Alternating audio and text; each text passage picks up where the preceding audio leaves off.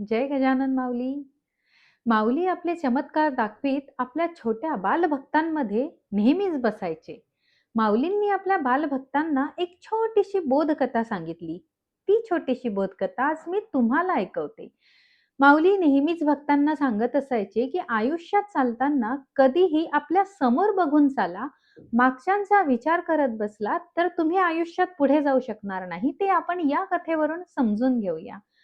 माऊलींनी मुलांना सांगितले, देवाने जेव्हा मनुष्याला पृथ्वीवर पाठवले, त्यावेळी त्याच्याकडे 2 गाठोडे दिले. त्यावेळी देवाने त्याला म्हटलं, की एक गाठोडं समोर ठेव आणि दुसरं गाठोडं पाठीमागे ठेव. पाठीमागच्या गाठोड्याला अजिबात चुकून बघायचं नाही आणि समोरच्या गाठोड्याकडे सतत बघत चालायचं आणि तेच ध्येय डोळ्यासमोर ठेवून आयुष्य जगायचं.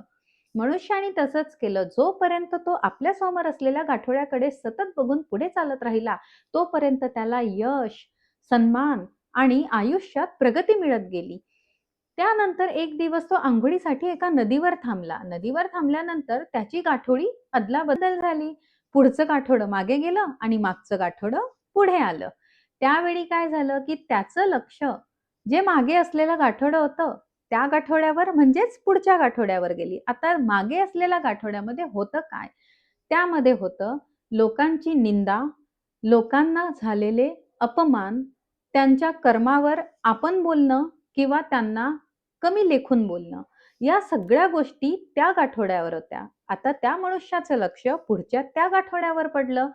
त्याच्या आयुष्यातही त्या सगळ्या गोष्टी पुन्हा घडत गेल्या. ज्या पद्धतीने तो पुढे गेला होता, तेवढ्याच झपाट्याने तो आयुष्यात मागे आला. याचा अर्थ काय? आपल्याकडे जे देवाने दिलेलं आहे, त्या चांगल्या गोष्टींकडे लक्ष द्या आणि आयुष्य चांगल्या पद्धतीने जगा.